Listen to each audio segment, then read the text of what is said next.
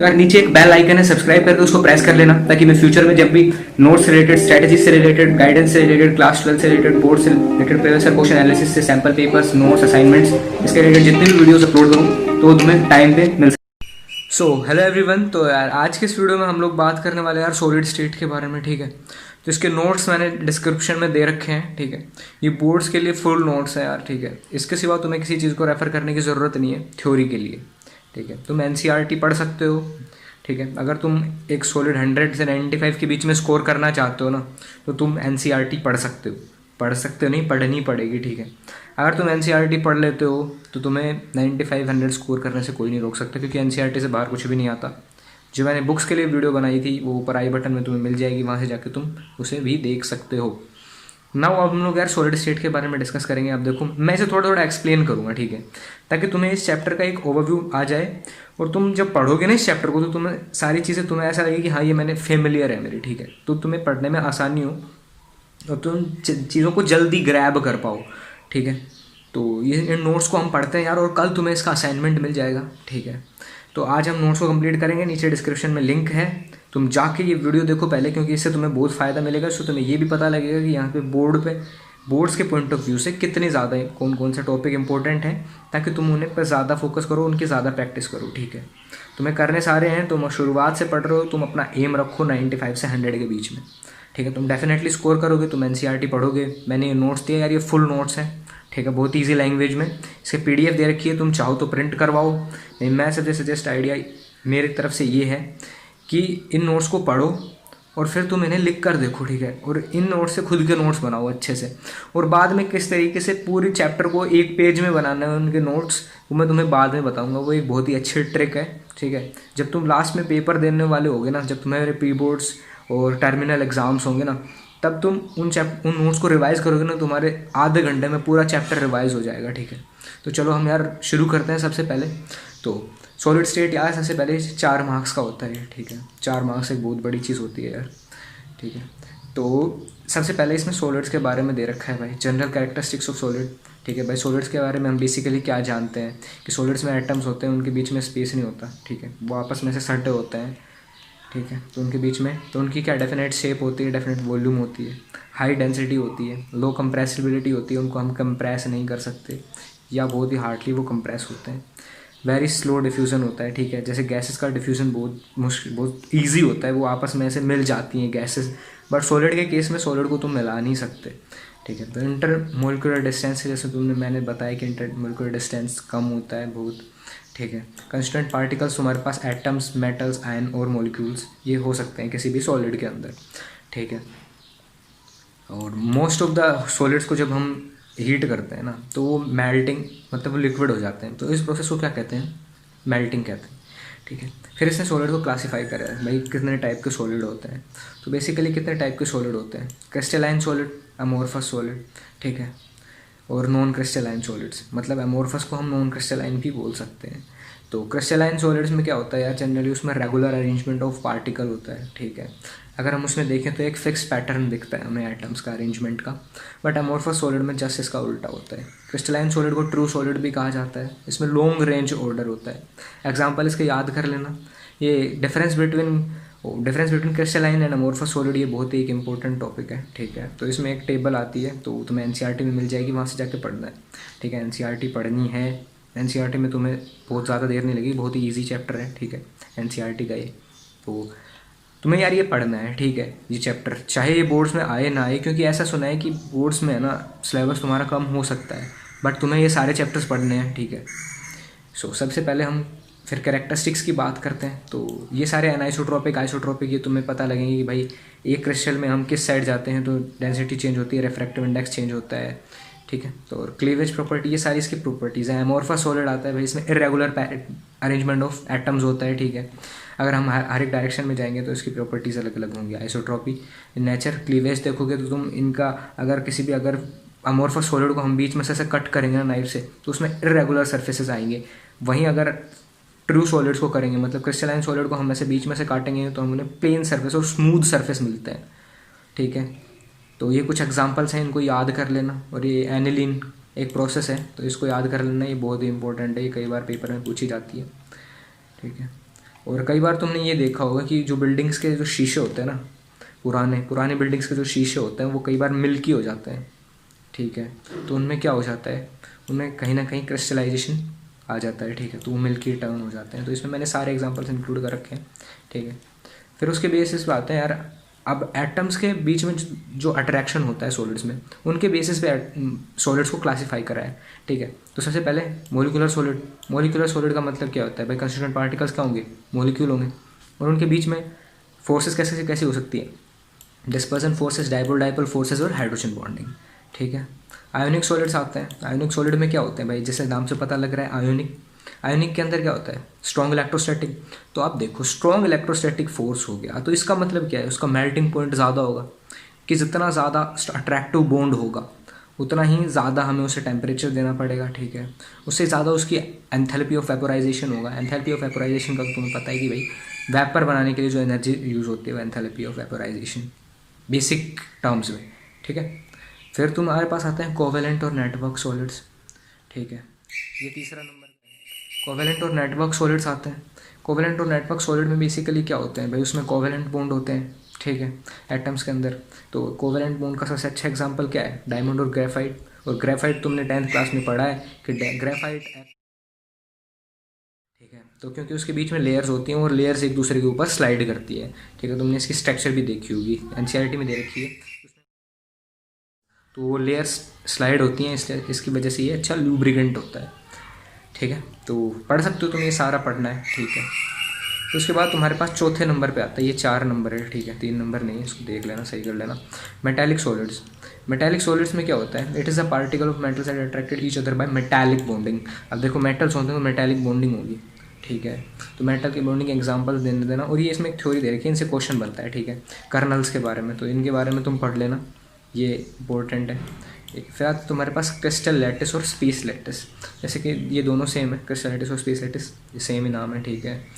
तो crystal lattice में क्या होता है, ये एक रेगुलर अरेंजमेंट होता है पार्टिकल्स का, ठीक है। रेगुलर अरेंजमेंट का मतलब कि एक फिक्स डिस्टेंस पे दूसरा एटम मिलेगा, ठीक है।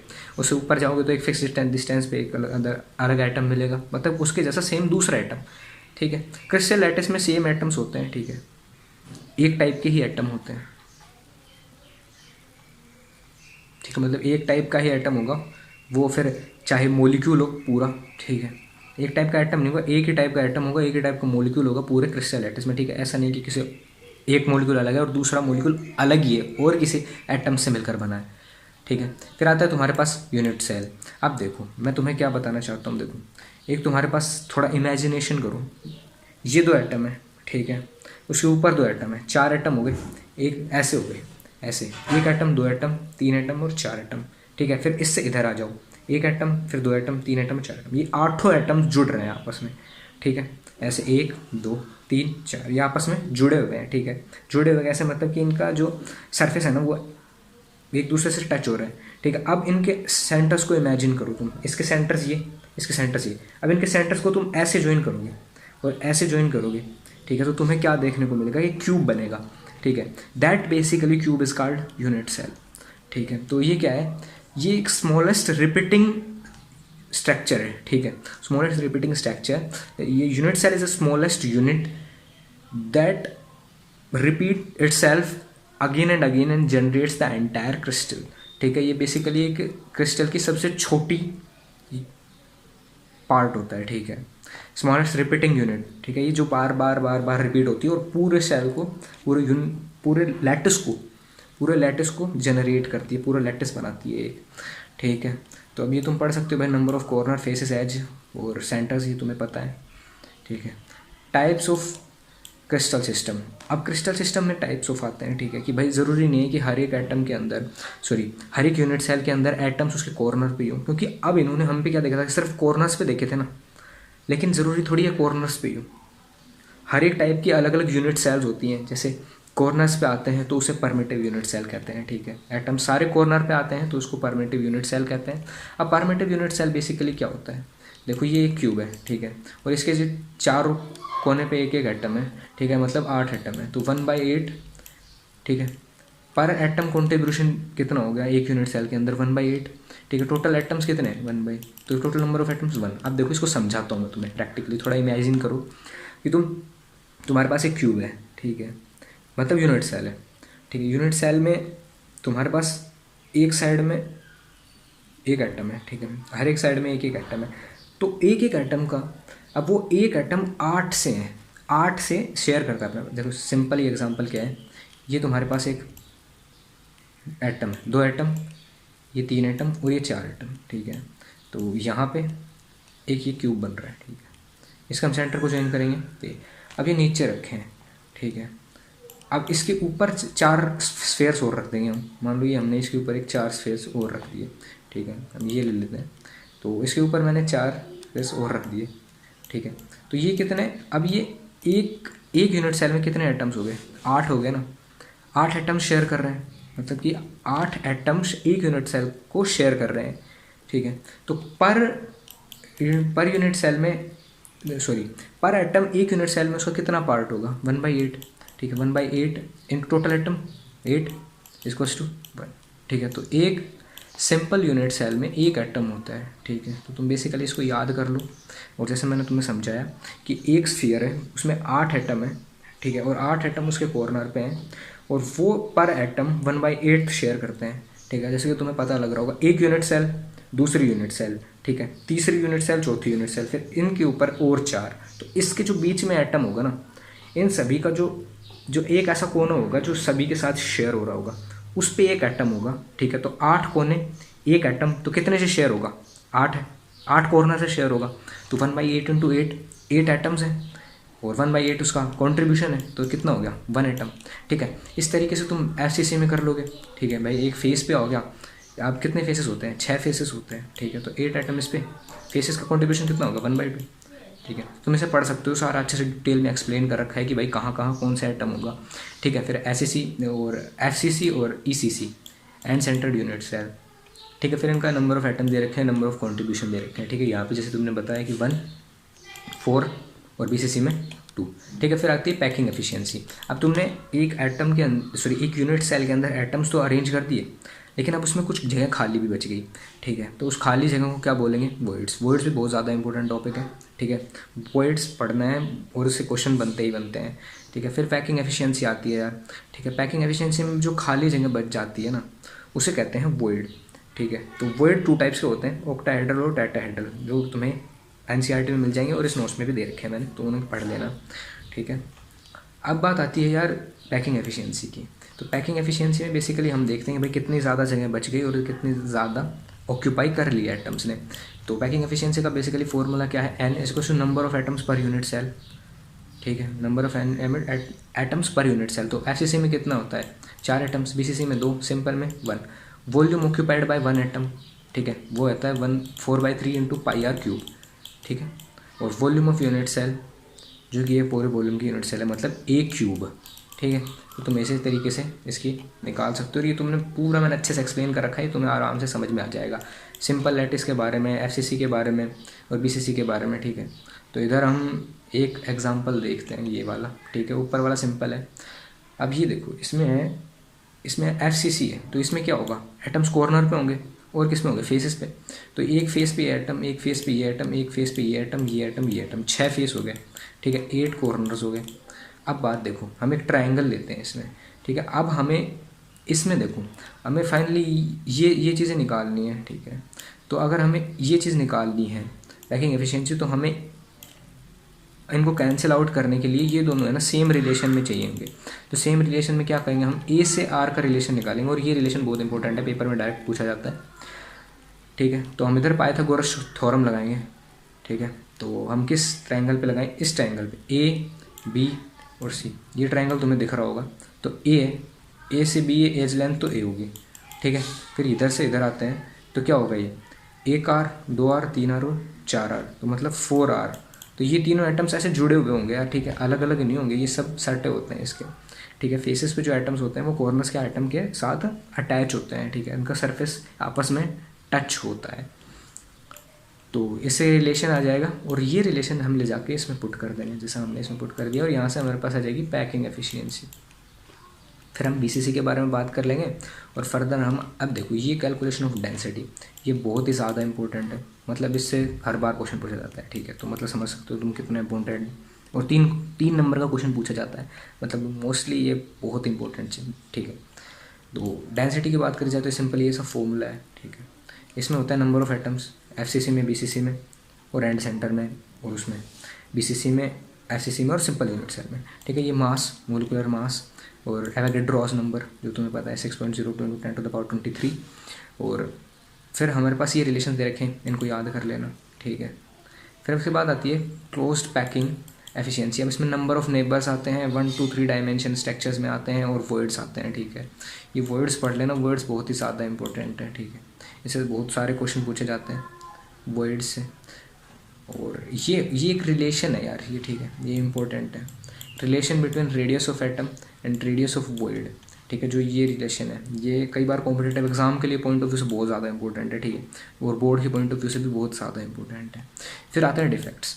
डिफेक्ट्स में अब लगभग एक जो नंबर का क्वेश्चन पूछा जाता है ना, वो डिफेक्ट से पूछा जाता है, ठीक है। ऑलमोस्ट डिफेक्ट्स है ये। फिर इन छोटे छोटे टॉपिक्स में लास्ट में ना एंटी एरोमेटिक, एरोमेटिक और फेरोमैग्नेटिक, ये ठीक है, इन सारी चीज़ों से पूछा जाता है। फिर डिफेक्ट्स आते हैं। डिफेक्ट्स हमारे पास स्टोइकियोमेट्रिक आता है, स्टोट की डिफेक्ट आता है। ये बहुत ही ईजी टॉपिक है, इनको एक बार तुम जस्ट पढ़ोगे ना, तुम थोड़ा प्रैक्टिकली यूज़ करके देखोगे इनका, तो तुम्हें आराम से ये समझ में आ जाएंगे। स्टोइकियोमेट्रिक, नॉन स्टोइकियोमेट्रिक, ठीक है, मेटल एक्सेस डिफेक्ट्स। और अब बात आती है properties of solid. Properties of solid के बीच में तुम्हारे पास कंडक्टर्स, इंसुलेटर्स और इन सेमीकंडक्टर के बीच में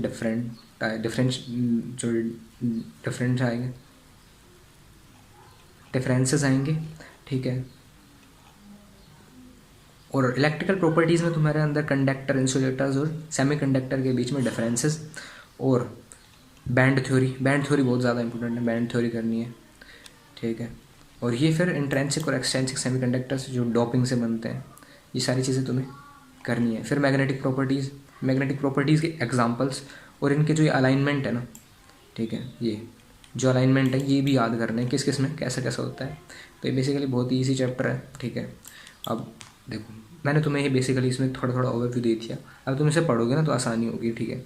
मैं अभी रिकमेंड करूँगा, मतलब कि तुम अगर ये वीडियो शुरुआत से देख रहे हो ना, जब से मैंने अपलोड करी है इसे, तो तुम 95 का तो एम रख रहे हो, 100 का एम रख रहे हो, इतना मुझे पता है, ठीक है। तो तुम्हें क्या करना है यार, एनसीईआरटी भी साथ पढ़नी है, ठीक है, क्योंकि तुम्हारे पास काफ़ी टाइम है और तुम एनसीईआरटी को अच्छे से पूरा पढ़ सकते हो। मैंने तुम्हें एक जनरल ओवरव्यू दे दिया कि इस चैप्टर में क्या क्या तुम्हें पढ़ने को मिलेगा, और तुम्हें नोट्स दिख गए कि किस तरीके से नोट्स बनाए गए हैं, ठीक है। तो नोट्स में यार सारी चीज़ें इंक्लूड कर रखी मैंने, एग्जांपल्स वगैरह, कैलकुलेशंस वगैरह और डेरिवेशंस वगैरह, रिलेशंस वगैरह, ठीक है, फॉर्मूलेज, सारे इंपॉर्टेंट चीज़ें इसमें इंक्लूड कर रखी है मैंने। जो तुम्हें चीज़ें बताई है उनको जब तुम रिवाइज़ करोगे ना उनको, तब तुमको हेल्प मिलेगी उस चीज़ की, ठीक है। कल इसका असाइनमेंट तुम्हें मिल जाएगा, ठीक है। तो अभी तुम फटाफट से इसको रिवाइज़ कर लेना, नोट्स को पढ़ लेना और इसको 1-2 बार लिख के देख लेना, ठीक है, सारे टॉपिक्स को। फिर अगर तुम चाहो तो मैं 3-4 दिन के बाद भी असाइनमेंट अपलोड कर सकता हूँ, तुम मुझे बता देना, ठीक है। So that's it for today guys. अगर वीडियो पसंद आई हो तो समझदार हो ना, क्या करना है, लाइक कर दो यार, शेयर कर दो, सब्सक्राइब कर लो चैनल को। फर्दर ऐसे वीडियोस हम लोग डिस्कस करेंगे और तुम्हें बताओ कि यार ये तुम्हें एक्सप्लेनेशन ज़रूरी चाहिए कि नहीं चाहिए, ठीक है। That's all for today guys, bye bye, see you, have a